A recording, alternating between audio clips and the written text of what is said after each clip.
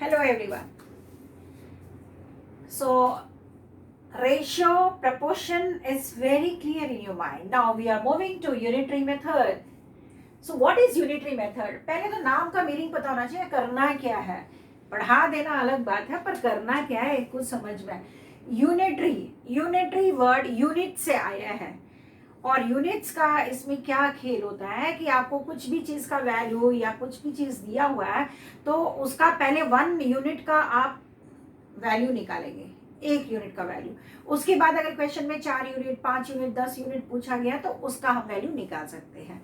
जैसे अगर पूछा जाए कि 5 पेन मैंने खरीदा है 10 रुपए में, तो 4 पेन कितने में खरीदूंगी, है ना. तो हम कैसे करते हैं, 10/4 2.5, 2.5 इंटू 4. ठीक. अगर मैंने 4 पेन खरीदा 10 रुपए में तो 1 पेन का दाम आ गया 2.5, मतलब ₹2.50. तो अगर मैं 2 पेन खरीद रही हूँ तो कितना रुपए दूंगी, तो फिर उसको 2 से इंटू कर देंगे, भाई 5 ही रुपए देना है. तो यूनिटरी मेथड का मतलब है कि जो रिक्वायर्ड नंबर ऑफ यूनिट्स होते हैं उसका वैल्यू निकालने से पहले हमें उसको 1 वैल्यू पर निकालना पड़ता है. जब 1 यूनिट के टर्म में आ गया then we can find the remaining 1.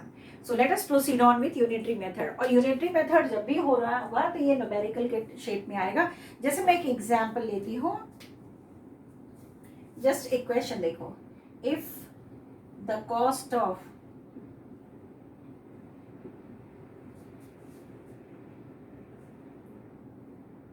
if the cost of 4 pencils is ₹16, then find the cost of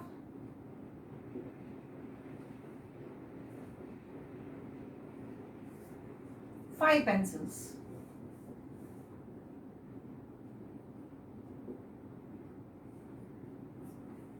question क्या है, cost of 4 pencils is ₹16, then find the cost of 5 pencil. 4 pencil का दाम दिया, 5 pencil का दाम निकालना है. कैसे निकालेंगे, कैसे निकालोगे. तो इसके लिए हम क्या करेंगे, पहले 1 पेंसिल का दाम निकालेंगे. जब 1 पेंसिल का हमको वैल्यू पता चल जाएगा we can find the value of 5 pencil. Okay, तो मैं इसका सोल्यूशन दूसरे पेन से करती हूँ. अब देखो सोल्यूशन में पहले हम रेशियो प्रोपोर्शन जब चैप्टर पढ़ रहे हैं तो इस तरह से ना, ठीक है.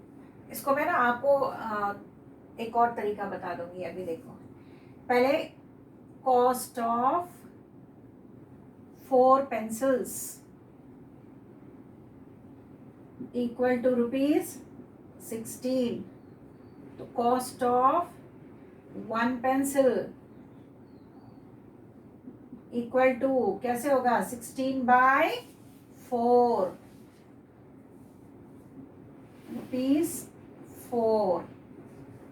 Therefore, cost of 5 pencils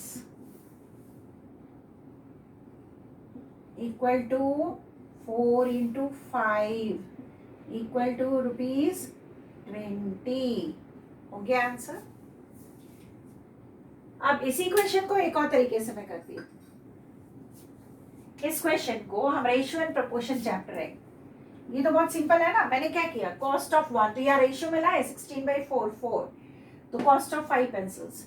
और रेशियो एंड प्रोपोर्शन में हम पहले लिखे कॉस्ट 16, ठीक है ना. अब देखिए रेशियो के स्टाइल में मैं कैसे करूंगी, क्योंकि ये यूनिटरी ही रहेगा, सेम रहेगा. 1 पेंसिल का जितना दाम तो 5 पेंसिल का कितना दाम, 10 पेंसिल का कितना दाम.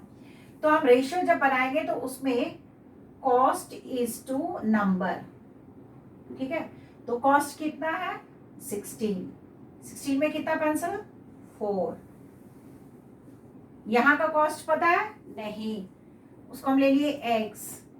कितनी पेंसिल, 5 पेंसिल का पूछा गया है. देखो मैंने क्या किया, 16:4, 16 रुपीज 4 पेंसिल. कितना रुपीज ये तो पूछा ही गया है. और 5 पेंसिल, नंबर ऑफ पेंसिल 5. अब ये क्या हो जाएगा, एक्सट्रीम और इसको, तो extreme values should be equal to extreme term value should be equal to middle term value.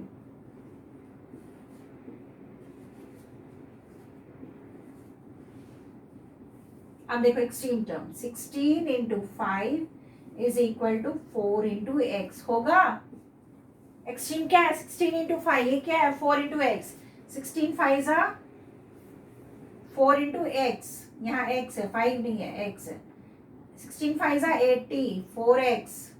ये इंटू में इस साइड आएगा तो क्या होगा? डिवाइड हो जाएगा. 80/4 इक्वल टू एक्स. 4 20 जा इक्वल टू एक्स. तो x किसको लिए थे? Cost of 5 pencil.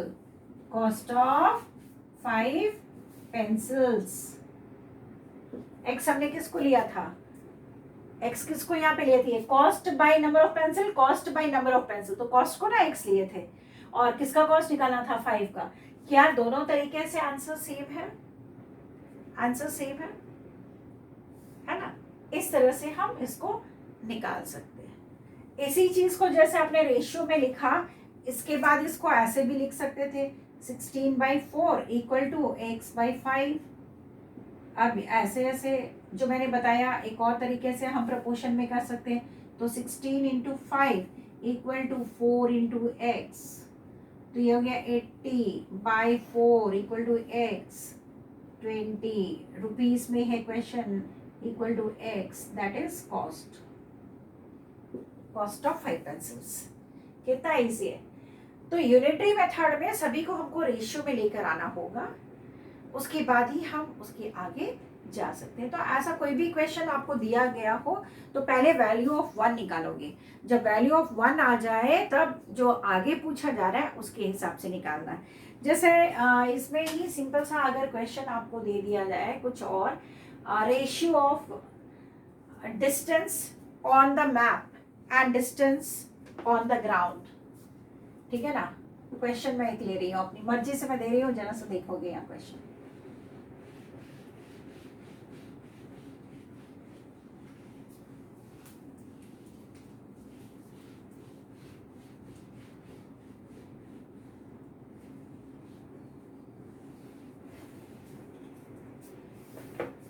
Question: if 90 kilometer is shown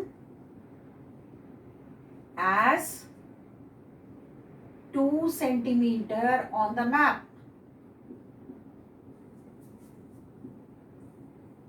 then how much centimeter will be shown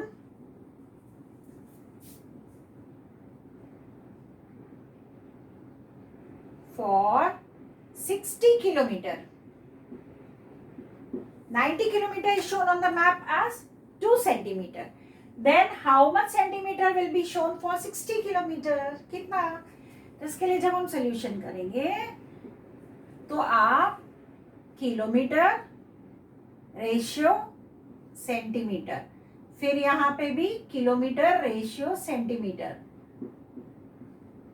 आप देखेंगे आपके स्कूल के टीचर दोनों में से जो तरीका पढ़ाते हैं आप उसको अप्लाई करिए, बट बोथ आर करेक्ट. तो यहाँ पे पहले में किलोमीटर दिया 90 रेशियो 2.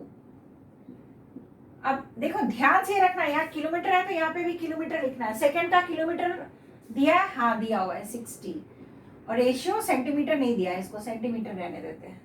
ठीक है ना? अब आप एक्सट्रीम और मिडिल टर्म्स को करो. तो 90 into centimetre equal to 2 into 60. ठीक है? तो 90 इंटू सेंटीमीटर हो गया 90 सेंटीमीटर इक्वल टू 120.